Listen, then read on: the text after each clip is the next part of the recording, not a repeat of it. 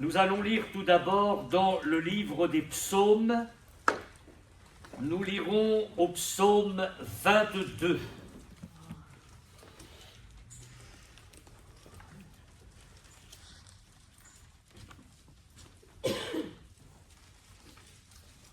Le psaume 22, psaume de David, et nous lirons au verset 1er. Je vais lire lentement et je vous demande de bien faire attention à ce que nous allons lire maintenant en réalisant bien que ce que nous lisons a été écrit plusieurs siècles avant la venue de Jésus. Mon Dieu, pourquoi m'as-tu abandonné et t'éloignes-tu sans me secourir, sans écouter mes plaintes? Nous poursuivons au verset 8. Tous ceux qui me voient se moquent de moi. Ils ouvrent la bouche, secouent la tête. Recommande-toi à l'Éternel. L'Éternel le sauvera. Il le délivrera puisqu'il l'aime. Oui, tu m'as fait sortir du sein maternel. Tu m'as mis en sûreté sur les mamelles de ma mère. Dès le sein maternel, j'ai été sous ta garde. Dès le ventre de ma mère, tu as été mon Dieu. Ne t'éloigne pas de moi quand la détresse est proche, quand personne ne vient à mon secours. De nombreux taureaux, entendez par là, c'est une image de gens méchants qui étaient autour de celui qui a écrit ce psaume.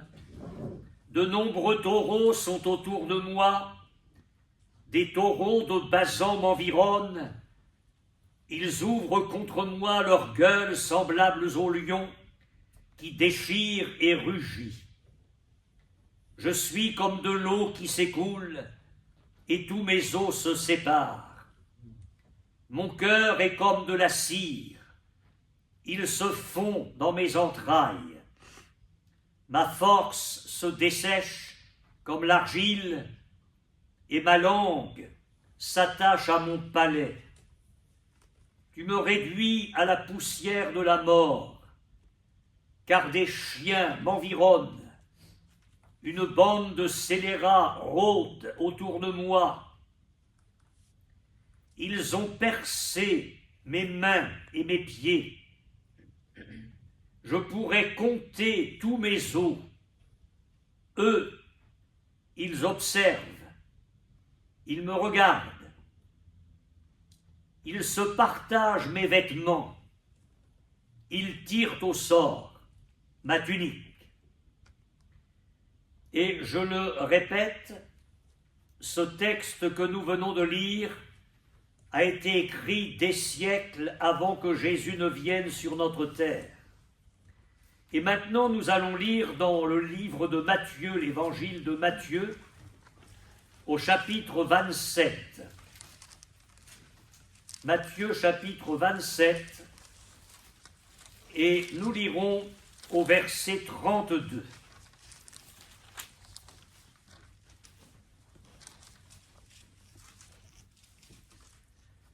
Lorsqu'ils sortirent, ils rencontrèrent un homme de Cyrène, appelé Simon, et ils le forcèrent à porter la croix de Jésus. Arrivés au lieu nommé Golgotha, ce qui signifie lieu du crâne, ils lui donnèrent à boire du vin mêlé de fiel. Mais quand il l'eut goûté, il ne voulut pas boire. Après l'avoir crucifié, ils se partagèrent ses vêtements en tirant au sort, afin que s'accomplisse ce qui avait été annoncé par le prophète. Ils se sont partagés mes vêtements et ils ont tiré au sort ma tunique. Puis ils s'assirent et le gardèrent. Pour indiquer le sujet de sa condamnation, on écrivit au-dessus de sa tête « Celui-ci est Jésus, le roi des Juifs ». Avec lui furent crucifiés 2 brigands, l'un à sa droite, l'autre à sa gauche. Les passants l'injuriaient et secouaient la tête en disant « Toi qui détruis le temple et qui le rebâtis en 3 jours, sauve-toi toi-même. Si tu es le Fils de Dieu, descends de la croix. » Les principaux sacrificateurs, avec les scribes et les anciens, se moquaient aussi de lui et disaient « Il a sauvé les autres, et il ne peut se sauver lui-même. S'il est roi d'Israël, qu'il descende de la croix, et nous croirons en lui. Il s'est confié en Dieu, que Dieu le délivre maintenant s'il l'aime, car il a dit « Je suis fils de Dieu ». Les brigands crucifiés avec lui l'insultaient de la même manière. Depuis la 6e heure jusqu'à la 9e, il y eut des ténèbres sur toute la terre. Et vers la 9e heure, Jésus s'écria d'une voix forte « Élie, Élie, lama sabachthani » c'est-à-dire « Mon Dieu, pourquoi m'as-tu abandonné ?» Quelques-uns de ceux qui étaient là, l'ayant entendu dire « Il appelle Élie ». Et aussitôt l'un d'eux courut prendre une éponge qu'il remplit de vinaigre, et l'ayant fixée à un roseau, il lui donna à boire. Mais les autres disaient « Laisse, voyons si Élie viendra le sauver. » Jésus poussa de nouveau un grand cri et rendit l'esprit. Le récit de la crucifixion de Jésus a été rapporté par les 4 évangélistes, Matthieu, Marc, Luc et Jean. Et nous allons lire quelque chose d'important dans l'évangile de Jean, au chapitre 19. Nous nous contenterons de lire le verset 30. Évangile selon Jean, chapitre 19, verset 30. Quand Jésus eut pris le vinaigre, il dit « Tout est accompli » et, baissant la tête, il rendit l'esprit.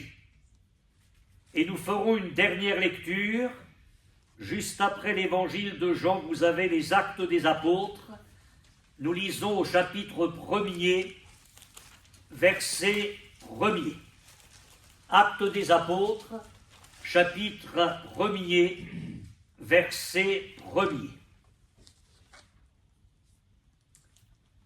Il faut savoir que celui qui a écrit les Actes des Apôtres, c'est aussi l'évangéliste Luc. Il a écrit l'évangile qui porte son nom et les Actes des Apôtres. C'est pourquoi il est écrit ici « Théophile, j'ai parlé dans mon premier livre, donc l'évangile de Luc, de tout ce que Jésus a commencé de faire et d'enseigner dès le commencement jusqu'au jour où il fut enlevé au ciel après avoir donné ses ordres par le Saint-Esprit aux apôtres qu'il avait choisis. » Et nous terminerons donc ici ces lectures pour ce soir. S'il fallait donner un titre à mon message, je dirais celui-ci. C'est fini et tout commence.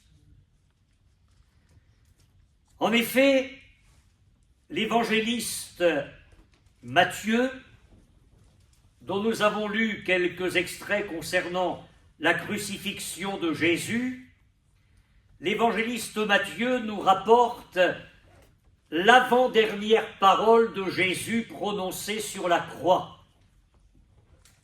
Tout est accompli. On pourrait dire autrement, c'est fini. Je dis l'avant-dernière parole parce que la dernière est celle-ci, Père, je remets mon esprit entre tes mains, et après cela, Jésus a expiré. Tout est accompli. J'aimerais ce soir que vous puissiez sentir avec l'aide de Dieu la puissance et le message qu'il peut y avoir dans ces quelques mots de Jésus. Tout est accompli. J'aimerais vous dire, c'est fini. C'est fini en ce qui concerne les prophéties qui avaient été annoncées dans l'Ancien Testament concernant Jésus. Toutes les prophéties concernant Jésus et qui devaient s'accomplir jusque-là, se sont toutes accomplies, sans faille, sans aucune erreur. Le temps me manquerait, ce n'est pas mon propos, de vous parler des prophéties datant de plusieurs siècles avant que Jésus ne vienne sur notre terre et qui concernent sa conception miraculeuse, née d'une jeune fille, surnaturellement. Les prophéties concernant sa naissance, les circonstances, la ville, la bourgade dans laquelle il devait naître, les prophéties concernant toute sa vie, ce qu'il dirait, ce qu'il ferait, les souffrances qu'il endurerait, les prophéties concernant la trahison de Judas, les prophéties concernant les souffrances qui ont précédé la crucifixion, tout était là, écrit depuis des siècles, et tout s'est accompli à la lettre. Mais ce soir, j'aimerais vous parler des prophéties, et nous en avons lu une bonne partie dans ce psaume 22, les prophéties concernant la mort de Jésus. Elles se sont toutes accomplies d'une façon impressionnante. Au psaume 22, vous l'avez lu, David écrit ceci. Nous sommes dans le contexte hébraïque. Le sacrifice de la crucifixion n'existe pas. On ne sait pas ce que c'est.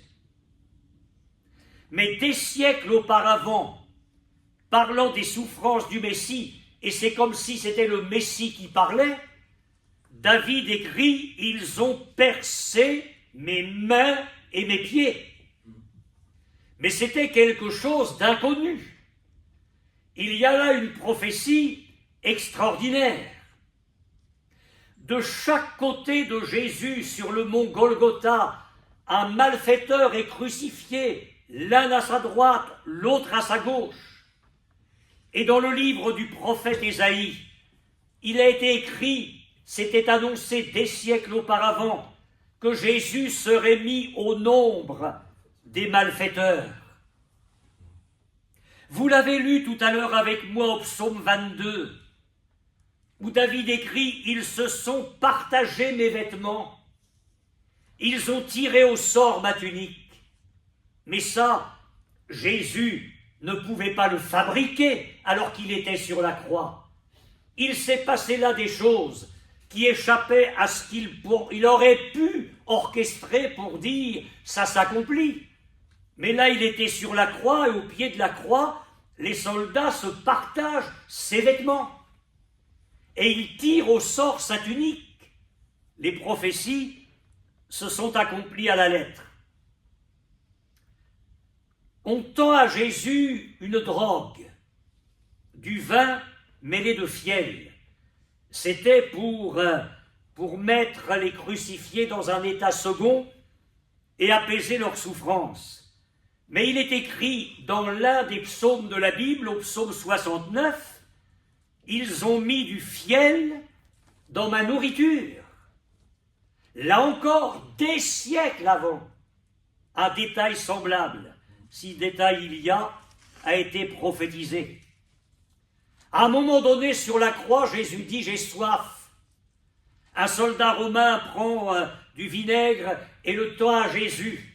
Mais au psaume 69, il est écrit « Ils m'ont abreuvé de vinaigre ». Et vous l'avez lu avec moi dans l'évangile de Matthieu, que de moqueries au pied de la croix, que d'insultes. Et ces insultes, nous les avons lues dans le psaume 22, et vous remarquerez que là encore, ce sont les paroles mêmes de la prophétie qui sont adressées à Jésus, et de la part de gens qui ne croient pas en lui.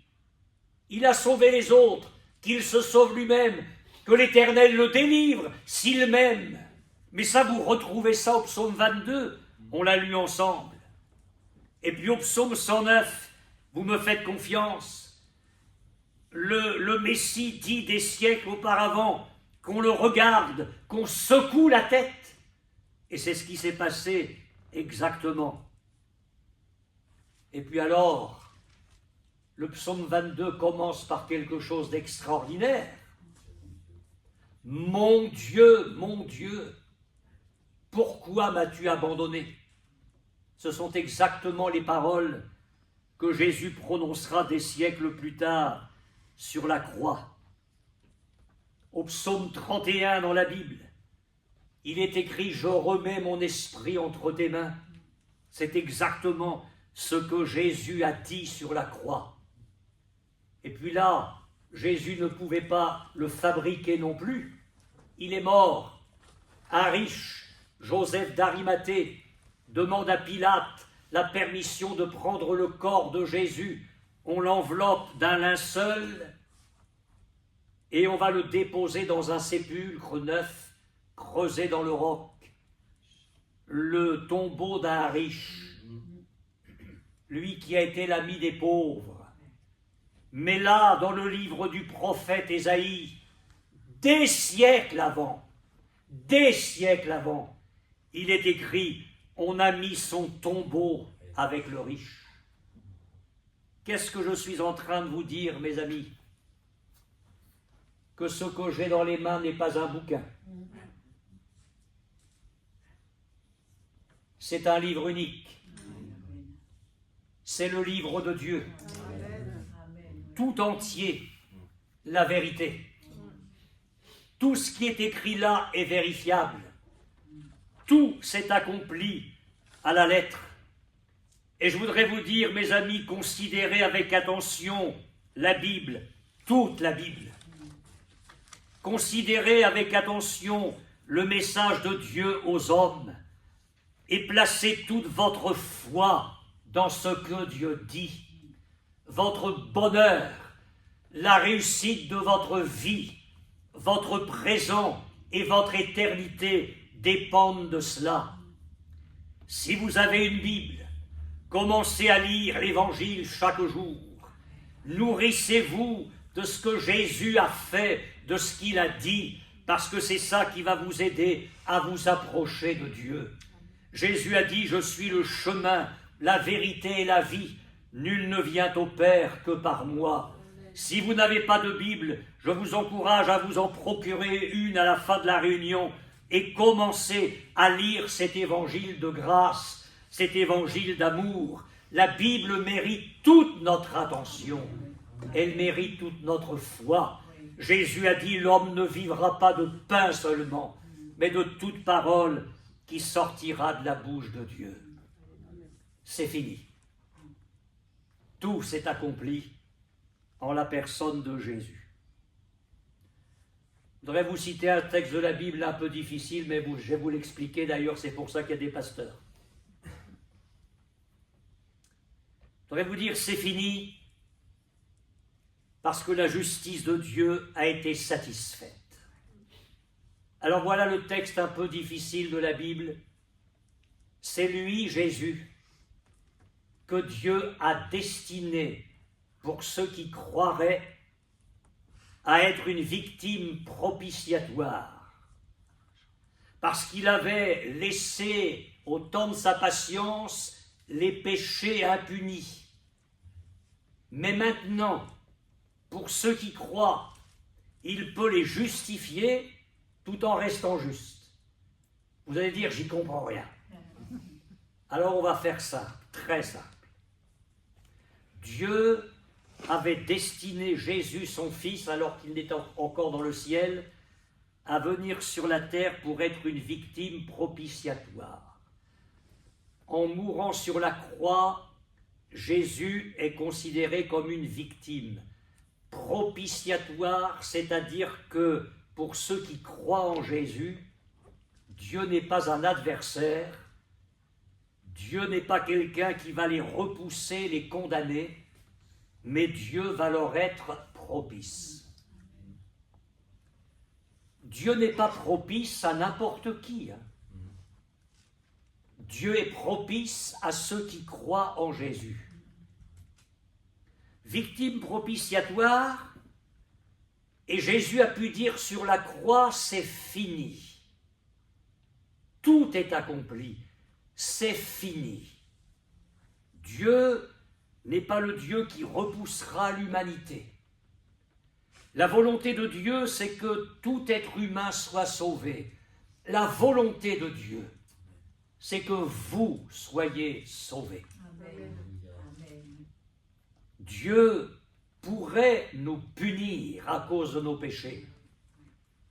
Mais Jésus a subi la condamnation à notre place.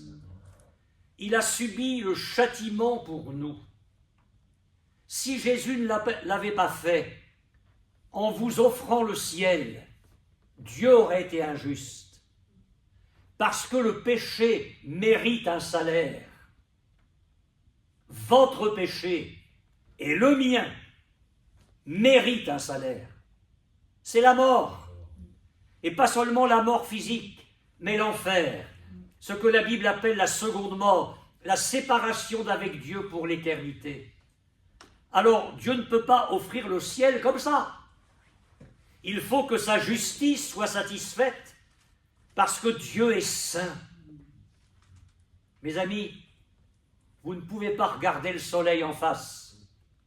N'essayez pas de le faire, vous ne pouvez pas. Et je vous dis ce soir, avec beaucoup de sérieux, que si Dieu, par sa présence, nous visitait dans sa sainteté, nous ne le supporterions pas. Ce qui amenait un prédicateur de l'Évangile, ah ben si les prédicateurs prêchaient comme ça aujourd'hui, ils videraient les salles, ben je vais prêcher ça ce soir. Quand bien même vous devriez finir en enfer, vous devez vous convertir, parce que Dieu est saint. À ce que je vous dis là, c'est faux, bien sûr. Mais c'est pour vous faire toucher du doigt qu'avec les choses de Dieu, on ne rit pas, mes amis. Le salaire du péché, c'est la mort, et Dieu n'est pas injuste ce soir, en nous disant « Mais viens à moi, je t'ouvre mes bras d'amour ». Dieu n'est pas injuste en vous pardonnant, Dieu n'est pas injuste en effaçant tout votre passé, parce que Jésus a subi le châtiment à votre place. Il a dit, c'est fini. C'est fini. C'est fini, vous n'avez rien à faire. Vous n'avez pas d'œuvre bonne à essayer de produire pour déclencher la compassion de Dieu. Vous n'avez pas à essayer de produire quelques mérites, à manifester quelques actes de piété, à faire des offrandes, à faire des souffrances. J'ai rencontré une dame quand nous étions en Haute-Normandie. J'ai eu l'occasion de la visiter chez elle. Elle souffrait énormément. Elle était énorme et elle souffrait terriblement. Et elle m'a dit quelque chose de terrible. C'était ce qu'elle croyait, c'était la voie qu'on lui avait tracée. Elle n'y était pour rien, la pauvre. Elle avait fait un pèlerinage et on lui avait demandé de se plonger dans un paquet d'eau glacée. Ben, elle a fait. Elle espérait trouver le ciel comme ça. Et elle m'a dit, vous savez, j'espère que mes souffrances vont servir à m'ouvrir le ciel. J'offre mes souffrances à Dieu. Arrêtez avec tout ça. Écoutez-le sur la croix. C'est fini. C'est fini. Tout est accompli. Il n'y a pas de pèlerinage, il n'y a pas de souffrance. Ça serait un blasphème que de placer notre confiance dans ces choses-là, alors que lui a tout subi pour nous. Ah, j'aimerais que vous puissiez considérer votre situation de pécheur devant Dieu, que vous puissiez considérer le sérieux de la réalité du péché et de ses conséquences présentes et éternelles. Jésus a dû mourir à cause de ça. Ce n'est pas une petite affaire. Je ne doute pas que vous ayez des soucis. Je ne doute pas que vous ayez des fardeaux, des problèmes. Je ne doute même pas que la maladie qui peut être dans votre corps est quelque chose de terrible. Mais il y a pire, mes amis. Ce soir, je vous supplie de laisser un moment de côté ces choses-là et de dire mon besoin le plus urgent, c'est que Dieu pardonne mes péchés et qu'il fasse de moi un fils ou une fille de Dieu, un vrai chrétien. Je ne veux pas considérer ces choses-là à la légère. Considérez dans cette parole de Jésus, c'est fini, la nécessité de croire en son œuvre, la nécessité de vous repentir, d'abandonner votre manière de vivre jusqu'à aujourd'hui et de lui dire « Seigneur, je veux entendre ce que ce pasteur est en train de prêcher. Ce soir, je viens à toi. Je veux que résonnent dans mon cœur les paroles que tu as prononcées sur la croix. C'est fini. C'est fini. Et c'est pour moi la bonne nouvelle. C'est fini. C'est fini. Le diable est vaincu. Et il fallait la mort de Jésus pour que le diable soit vaincu. La Bible dit que Jésus apparut afin de détruire les œuvres du diable. En parlant de la puissance du diable, la Bible dit que Jésus a dépouillé les dominations, les autorités, entendez par là les forces de l'enfer. Il a dépouillé les dominations, les autorités, et il les a livrées publiquement en spectacle, en triomphant d'elles par la croix. Quand on a mis les 2 morceaux de bois, qu'on a enfoncé les clous dans les mains et dans les pieds de Jésus et qu'on a dressé la croix, il y a eu là quelque chose que j'essaie d'imaginer, mais ça m'échappe. Il a dû y avoir là un spectacle extraordinaire entre le monde céleste, évangélique et angélique, et l'enfer. Dieu a donné son Fils. Il était semblable à nous. Allait-il tenir jusqu'au bout? Il a quand même prié quelques heures avant dans le jardin de Gethsémanée jusqu'à en suer des grumeaux de sang. Si c'était possible que cette coupe s'éloigne sans que je la boive. Toutefois que ma volonté ne se fasse pas, mais la tienne. Et là, il donne sa vie. Il faut qu'il tienne jusqu'au dernier souffle. Et je pense que les anges regardent tout cela. Il y a comme un arrêt là dans le ciel, quelque chose d'extraordinaire. Et puis il y a l'enfer qui se déchaîne parce que le diable et les démons savent qu'en effet, c'est fini pour eux. C'est bientôt fini. Alors, le diable va se servir des chefs religieux. Mais puisque tu as sauvé les autres, descends de la croix. Mes amis, ils pouvaient descendre. Ils pouvaient descendre. Et il ne l'a pas fait. Parce qu'il t'aime.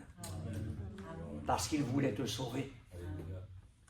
Alors que Dieu le délivre, il l'aime. Il s'est confié en son Père tout au long de sa vie sur la terre. Il a guéri, Alors maintenant qu'il nous montre qu'il est le roi d'Israël, qu'il descende de la croix, les turbines de l'enfer chauffent à fond. Il y a là un conflit entre le ciel et l'enfer sur cette colline du Golgotha d'une façon terrible. Et comme pour bien marquer cela, à un moment donné, on est en plein midi, le ciel se couvre. Et ce sont des ténèbres, on aurait certainement pu les toucher. Pendant 3 heures. Et ce n'est pas une éclipse. Hein. Tous les spécialistes sont là pour dire que on ne peut pas expliquer ça comme une éclipse. Il y a eu des ténèbres exceptionnelles sur le mont Golgotha pendant 3 heures pour nous montrer ce que Jésus est en train d'endurer. Et au bout de tout ça, il dit c'est fini. Vous allez dire, mais c'est pas fini, le diable il mène la danse dans la vie de ceux qui ne veulent pas de Jésus.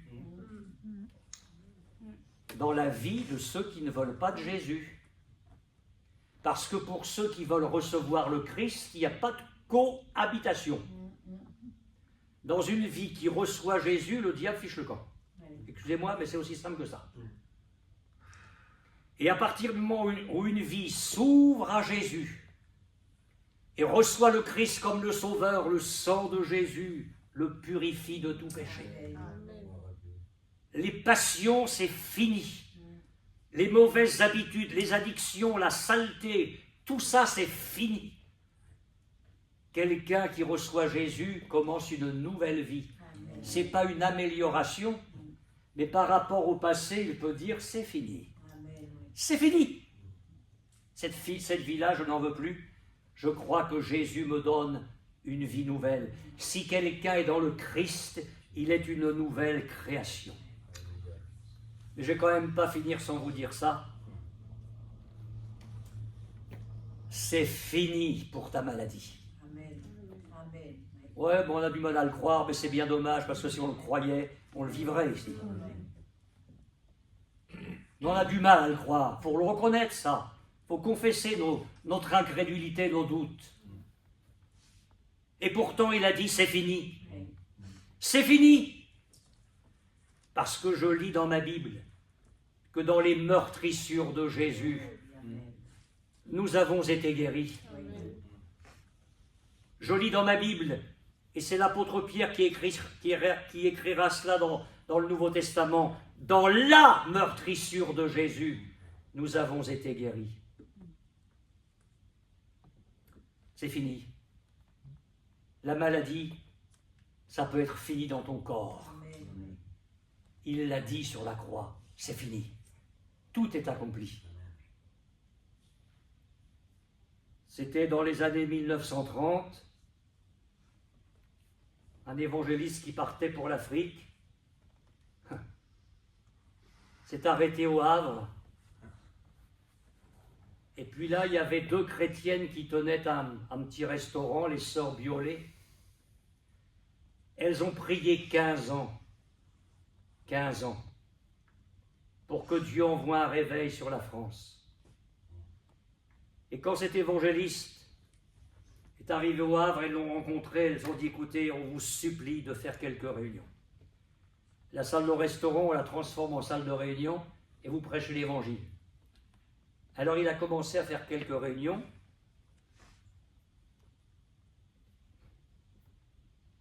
Des dockers qui ne naviguaient pas que sur les grandes eaux, étaient délivrés instantanément de l'alcool. Des gens qui arrivaient avec des cannes repartaient des réunions entièrement guéris. Des gens qui arrivaient presque mourants ressortaient entièrement guéris. Et à un moment donné, on a fait des réunions ailleurs. La réunion commençait à 20h. Dès 18h30, il y avait la queue sur le trottoir comme pour un film. C'était pas commencé 1h30 avant, les gens faisaient la queue parce qu'on savait que là, les choses changeraient. Jésus aurait-il changé? Où est notre foi? Où est notre foi? Parce que parfois on dit, Seigneur, bénis le pasteur qui prêche bien, fais-lui grâce quand il impose les mains. Oui, oui, oui, mais il y a la foi des gens aussi. C'est trop facile de se décharger sur le pasteur. Il y a la foi des gens. Jésus n'avait pas changé quand il est arrivé à certains endroits et qu'il n'a rien pu faire. Il n'a rien pu faire à cause de l'incrédulité des gens. C'était le même Jésus. Entendez ce soir cette parole. C'est fini. Et je veux croire que c'est fini dans mon corps malade. Je veux croire que c'est fini. Je vous ai dit en commençant que s'il fallait donner un titre à ce message, ce serait « C'est fini et tout commence ». Il dit, bah ouais, il y en a encore pour une demi-heure. Non, non, c'est fini. Mais quand même, il y a ces petites lignes qui démarrent. Les Actes des Apôtres, c'est le récit de la première Église. Théophile, j'ai parlé dans mon premier livre de tout ce que Jésus a commencé de faire. Donc ça ne s'arrête pas à la croix. Tout commence. Tout commence, mes amis. Il n'y a pas de contradiction. C'est fini parce que tout s'est accompli en Jésus. C'est fini parce que la justice de Dieu est satisfaite. C'est fini parce que le péché peut être pardonné. C'est fini parce que le diable est vaincu. C'est fini parce que les maladies peuvent être chassées des corps. Mais tout commence parce que ma Bible dit que Jésus est le même hier et aujourd'hui et éternellement. Et que tout ce soir peut se produire comme au premier siècle ou comme dans les jours les meilleurs de l'Église au fil des siècles. Oui, Dieu peut tout. Quand je vous dis que le diable est vaincu, nous avons eu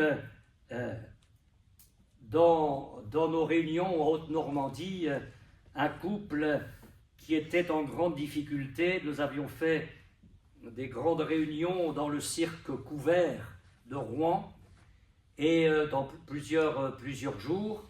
Et un couple qui habitait une commune rurale proche de Rouen est venu. Alors, en Basse-Normandie, il n'y a pas de malfaits. Hein. Alors là-bas, oui, il y en avait. Et ils étaient victimes du malfait, c'est-à-dire qu'il y avait un bonhomme dans leur, oui je dis comme ça, un seul bonhomme qui dans leur commune trafiquait de façon occulte contre eux. Alors ils tombaient malades, les bêtes crevaient, vous avez quelques bêtes, les bêtes crevaient, des crapauds rentraient dans la maison, quand ils les chassaient, il y en a plus qui revenaient, enfin ils étaient dans la détresse la plus complète. Et puis des chrétiens leur avaient parlé des réunions, alors ils sont venus. Et puis ils ont placé leur confiance dans le Seigneur et ils se sont convertis. Parce que c'est ça le plus important, c'est ce que j'ai dit. Ils se sont convertis au Seigneur. Et le Seigneur entrant dans la maison, les crapauds ne l'ont pas supporté. Ils sont partis tout seuls. Les bêtes ont retrouvé la vie, eux ont retrouvé la santé, tout allait bien. Alors, je vous dis les choses comme elles se sont passées. On ne se convertit pas, nous chrétiens, pour que ça arrive. Mais c'est tout le mal qui est retombé chez l'autre bonhomme. Ça a changé de propriétaire. Et c'est lui qui a commencé à avoir tous les problèmes possibles. Et il a pensé que c'était nos frères et sœurs qui trafiquaient contre lui, qui étaient plus forts. Mais il n'y avait rien de tout ça. Quand on est chrétien, on ne fait pas ça. Mais simplement qu'il y avait Jésus dans leur vie. Et puis certainement, Dieu était en train de régler ses comptes avec l'autre. Ce qui fait que quand ils se croisaient dans le village et qu'ils arrivaient sur le même trottoir, le bonhomme, il changeait de côté parce qu'ils avaient peur des chrétiens. Je suis en train de vous dire que c'est fini. Quand on a Jésus, c'est fini. Est-ce que ce soir, vous ne voudriez pas vivre ça et dire « et tout commence ». Tout commence à partir de ce soir avec Jésus. Oui, je veux lui donner ma vie. Oui, je veux me convertir. Oui, je veux lui confesser mes péchés, je veux les abandonner. Je veux vraiment qu'il brise mes chaînes. Je veux ce soir être comme eux qui sont là. Je comprends qu'ils n'ont pas changé de religion, qu'ils n'ont pas une religion, ils ont Jésus. Et moi, je veux être chrétien tout simplement. Je veux Jésus dans ma vie. Alors Seigneur, pardonne-moi, transforme-moi. Je crois que le sang que tu as versé sur la croix peut me purifier de mes péchés. S'il te plaît, fais-moi grâce. Nous allons nous recueillir et prier. Seigneur, nous te demandons toute ta grâce en cette soirée, que la parole qui a été proclamée ce soir puisse atteindre quelques cœurs qui l'ont entendue. Tu vois ceux qui sont au milieu de nous et qui ont besoin de passer de la mort à la vie, de la puissance de Satan à Dieu. Tu vois, Seigneur, ceux qui ont besoin ce soir de se repentir, de se convertir, qu'ils ne se réfugient pas dans leur religion, dans ce qu'ils ont pu croire et pratiquer jusqu'à aujourd'hui, mais qu'à la lumière de ta parole, ils viennent vers toi et puissent être sauvés. Ô Seigneur, qu'ils se repentent, qu'ils se convertissent, comme aux jours anciens, que toutes choses deviennent nouvelles dans leur vie, que tu les délivres de la puissance des ténèbres et que tu les transportes dans le royaume de Jésus, ton Fils bien-aimé. Seigneur, viens toucher les consciences par la puissance du Saint-Esprit. Donne gloire à ton nom, Seigneur. Je m'attends à toi pour que tu fasses, bien au-delà de cette réunion, un travail profond dans les vies. Que ton nom soit béni et glorifié, Seigneur.